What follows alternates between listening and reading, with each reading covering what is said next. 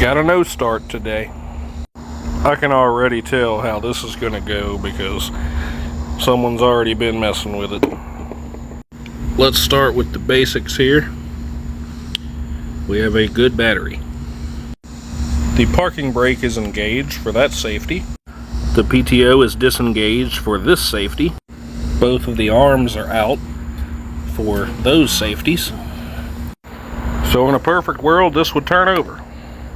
But I have nothing. So like you saw, there was a solenoid over there. So somebody's put a solenoid on this. But there's a difference here. This only has one prong. This one has two. So this is called a 3-post, and that's a 4-post. The only difference between a 3 and a 4 is the 3 is self-grounding. So it grounds through the bolts where it mounts.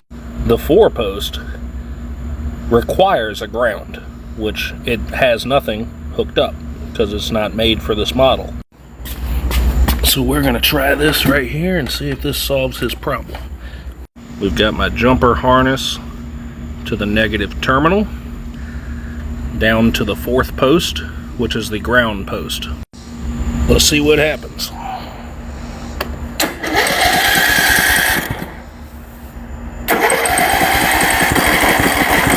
Look at that.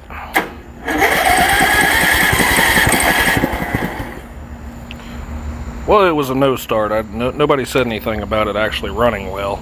So we got two options here.